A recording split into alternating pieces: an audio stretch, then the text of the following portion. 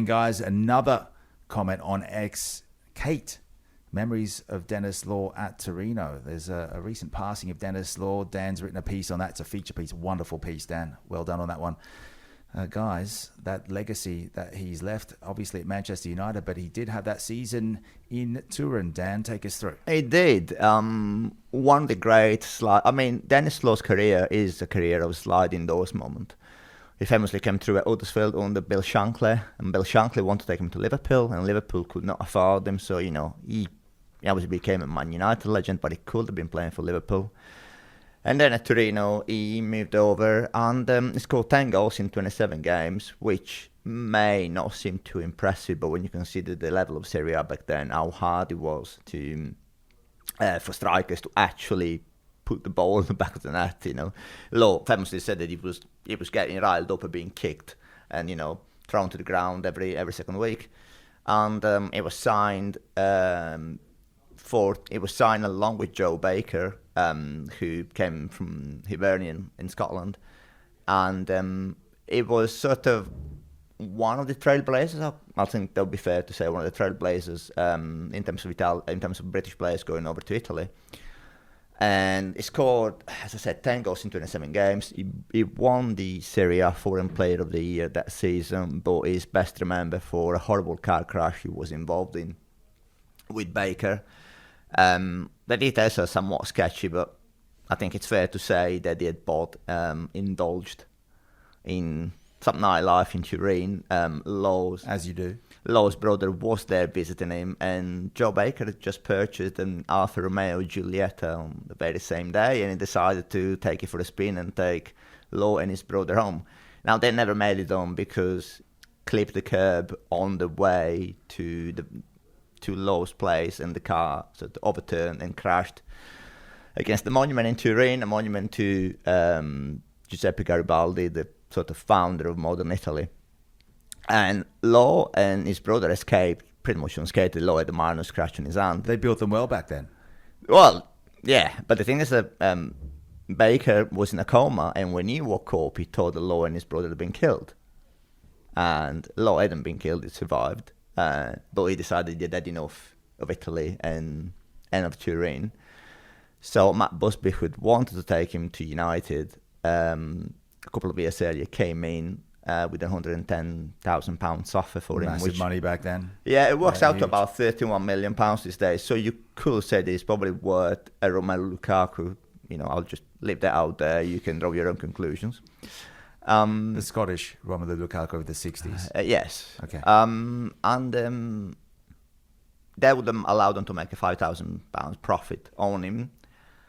And Law wanted to leave Italy, wanted to go back to Britain, but Juventus had been so impressed by his performances for Torino, they came in with an offer that was £50,000 higher. And Torino considered that, because obviously back then it was a lot of money. But he wanted none of it, and he just fled the country. He went back to Scotland, and Torino were left with the situation when they had a player on the contract that was no longer there. And eventually Matt Busby did a lot of mediation and came in and convinced them to accept his offer, even though it was lower than Juventus.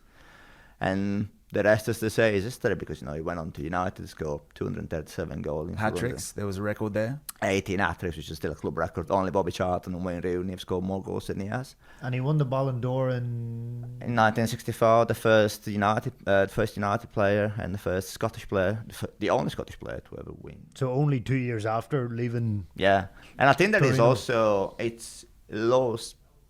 There is a strange kind of thread running through his career, because Torino, obviously, their grounded Torino team had been decimated by the Superga air disaster in 1949, and then he went on to become a Man United legend, playing alongside Bobby Charlton, who had experienced the Munich air crash in 1958 with United. So there is a strange connection.